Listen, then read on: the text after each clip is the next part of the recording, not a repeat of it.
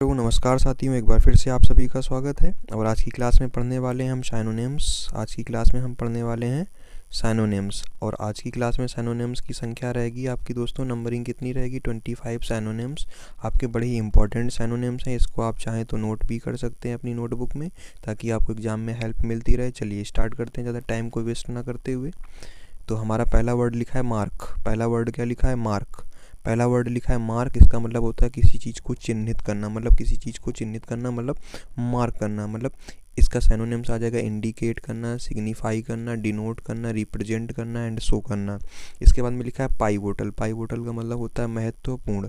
Synonyms में आ जाएगा क्रूशियल, क्रिटिकल, इसेंशियल, की एंड सेंट्रल। ओके। इसके बाद में लिखा है इंक्लूसिव। इसका मतलब होता है समावेशिता। इंक्लूसिविटी का मतलब होता है समावेशिता।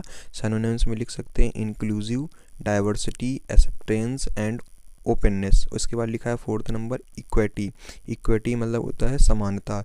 और सिनोनिम्स में लिख सकते हैं fairness, justice, impartiality and equality.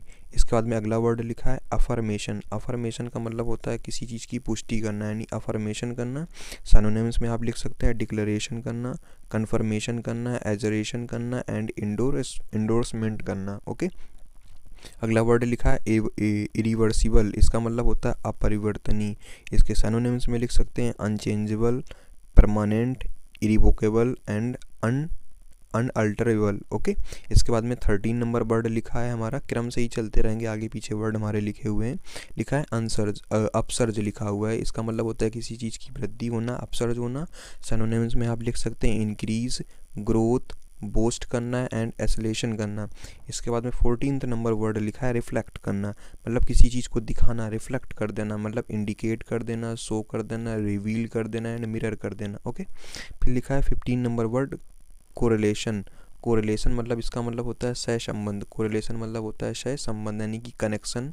Synonyms relationship, इसका सिनोनिम्स हो जाएगा एसोसिएशन, इसका सिनोनिम्स हो जाएगा एंड लिंकेज। सिनोनिम्स हो जाएगा किसका? कोरिलेशन का, यानी कि सहसंबंध का इसका सिनोनिम्स हो जाएगा। इसके बाद लिखा है एम्बिशन। लिखा हुआ है एम्बिशन। एम्बिशन का मतलब होता है महत्वाकांक्षा, किसी चीज़ की इच्छा, यानी कि एस्पिरेशन कह सकते हैं, गोल कह सकते हैं, डिज़ायर कह सकते हैं, डिटर्मिनेशन कह सकते हैं। इसके बाद में 17th नंबर वर्ड लिखा है अफर्मेटिव। अफर्मेटिव मतलब होता है सकारात्मक। ओके। इसके सिनोनिम्स में आ जाएगा positive, supportive, confirming and approving आ जाएगा। इसके बाद में 18th नंबर वर्ड लिखा है स्पेस। स्पेस का मतलब होता है क्षेत्र, यानी कह सकते हैं एरिया, इन्वायरमेंट, डोमेन कह सकते हैं एंड रिल्म कह सकते हैं। ओके। अब अगले वर्ड देखते हैं, अगले वर्ड हमारे क्या लिखे हैं। अब अगले वर्ड हमारे जो लिखे हुए हैं, लिखा है टॉप डाउन। अगला वर्ड लिखा है टॉप डाउन। टॉप डाउन का मतलब होता है ऊपर से नीचे तक। टॉप डाउन ऊपर से नीचे तक, यानी कि हेरेंशियल। हेरेंशियल का मतलब हो जाएगा ऊपर से नीचे तक। डायरेक्टिव कह सकते हैं, सेंट्रली कह सकते हैं एंड कंट्रोल्ड कह सकते हैं। ओके। इसके बाद में अगला वर्ड लिखा है पूल। पूल मतलब होता है समूह।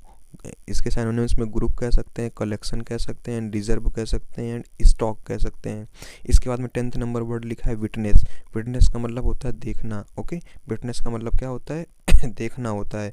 इसके सिनोनिम्स में आप कह सकते हो ऑब्जर्व करना, सी करना, एक्सपीरियंस करना एंड रिकॉर्ड करना। इसके बाद में 11 नंबर वर्ड लिखा है सर्ज करना, मतलब किसी चीज़ को उछाल देना, मतलब सर्ज कर देना। इसके सिनोनिम्स में आ जाएगा राइज करना, इंक्रीज करना, स्पाइक करना एंड अपटर्न करना। ओके। फिर लिखा है 19 नंबर वर्ड रिक्रिएशनल। रिक्रिएशनल इसका सिनोनिम्स होता है मनोरंजक। अब इसका हिंदी मीनिंग होता है मनोरंजक। सिनोनिम्स में लिख सकते हैं entertaining, leisurely, enjoyable and fun relate. Okay. इसके बाद में 20 नंबर वर्ड लिखा है डिपार्चर, यानी किसी चीज़ कहीं से कहीं दूसरी जगह के लिए प्रस्थान करना, डिपार्चर करना। सिनोनिम्स में आ जाएगा चेंज करना, डेविएशन करना, शिफ्ट करना एंड ब्रेक करना। इसके बाद में 21 नंबर वर्ड लिखा है मैस्कुलिन। मैस्कुलिन का मतलब होता है पुरुष। पुरुष के पक्ष में चीज़ों को करना, मतलब मैस्कुलिन करना। सिनोनिम्स में आ जाएगा मेल, मेनली आ जाएगा, रिलेटेड आ जाएगा, टू मेन आ जाएगा। ओके। इसके बाद में अगला वर्ड लिखा हुआ है मैन अप और शिप आउट। मैन अप कह दो या शिप आउट कह दो, जो एक हमारी फ्रेज है, इसका मतलब होता है सुधारना या बाहर होना।